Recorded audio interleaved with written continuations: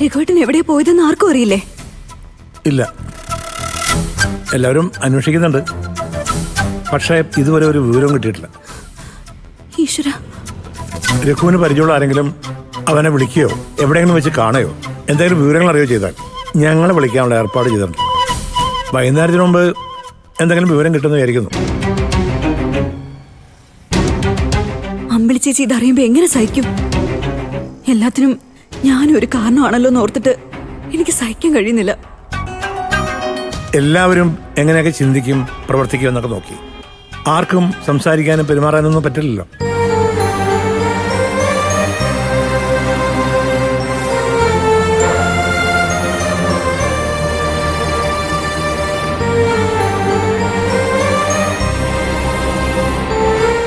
നമ്മൾ മനസ്സിൽ വിചാരിക്കുന്നതാവില്ല മറ്റുള്ളവർ കരുതുന്നത്. നമ്മൾ പറയുന്ന വാക്കുകൾ മറ്റുള്ളവരുടെ ഇഷ്ടത്തിനനുസരിച്ച് അർത്ഥങ്ങൾ ഉണ്ടാക്കാനും കഴിയും. അതൊക്കെ നമ്മുടെ തെറ്റാണെന്ന് ചിന്തിക്കാൻ നിന്നാ അതിന് സമയമുണ്ടാവും. എന്നാലും രഘുവേട്ടന്റെ മനസ്സിൽ എത്രത്തോളം സങ്കടം ഉണ്ടായിട്ടാവും ആരോടും പറയാതെ ഇങ്ങനെ ഇറങ്ങിപ്പോയത്. കുറെയൊക്കെ അവൻ തന്നെ ചിന്തിച്ചു കൂട്ടി മനസ്സിലിട്ട് വലുതാക്കുന്നതാ. പല പ്രശ്നങ്ങൾക്കും പരിഹാരം നമ്മുടെ കയ്യിൽ തന്നെ ഉണ്ടാവും. പക്ഷേ അത് പരിഹരിക്കാതെ അവൻ അങ്ങനെ പെരുമാറിയില്ലേ, ഇവൻ ഇങ്ങനെ പെരുമാറിയില്ലേ, ആ നോട്ടം ശരിയല്ലോ എന്നൊക്കെയുള്ള ഈഗോ നമ്മളെ വിട്ട് പോവാതിരുന്നാൽ ഒരിക്കലും ഒരു കാര്യവും ശരിയാവില്ല. നമ്മളെ കൊണ്ടാവുന്നത് നമ്മൾ ചെയ്യാം. എന്തായാലും രഘുവിനെ എത്രയും പെട്ടെന്ന് അന്വേഷിച്ച് കണ്ടുപിടിച്ചേ പറ്റും. ആമേ, മോൾക്ക് എന്തെങ്കിലും വിവരം ലഭിച്ചാൽ ഉടനെ എന്നെ വിളിച്ച് പറയണം. ഞാൻ പറയാങ്ങളെ. എന്നാ പിന്നെ ശരി മോളെ. ഇനിയിപ്പോ എവിടെ പോയി അന്വേഷിക്കുന്നുള്ളതാണ് ഒരു എത്തും പിടിയില്ലാത്തത്. എന്ത് ചെയ്യാൻ?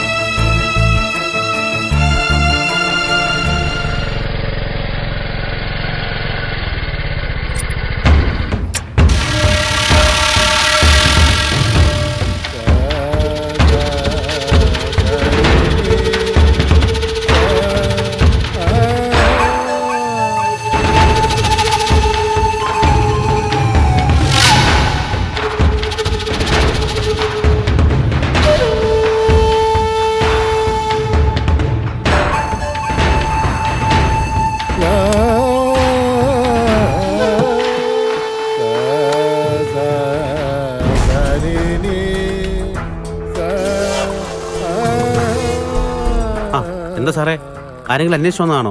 ആ അതെ, ഒരു ഫ്രണ്ട് ഇവിടെ കാണാമെന്ന് പറഞ്ഞിരുന്നു. ഇപ്പോൾ വിളിച്ചിട്ട് കോള് പോകുന്നില്ല. ആണോ? ആള് വേറെ ഏതെങ്കിലും വാറിൽ അടിച്ച് ഓഫായി കിടക്കുന്നുണ്ടാവും. ഞാൻ നോക്കട്ടെ. ശരി. ആ 90 അല്ലേ പറഞ്ഞേ?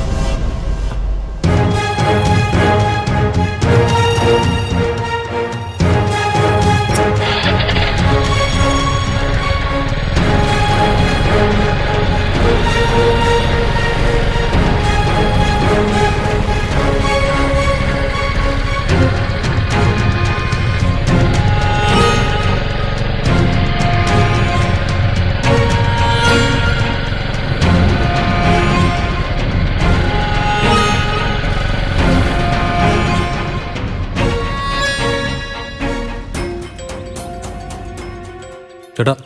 ആ എന്താ എന്തിനാ ഇവിടെ കിടന്നൊരു ചുറ്റിക്കളി? സാധനം വല്ല വാങ്ങിക്കാനാണോ? ഏയ് അല്ലല്ല, ഞാൻ ഒരാളെ അന്വേഷിച്ചു വന്നതാ. ശരി ശരി.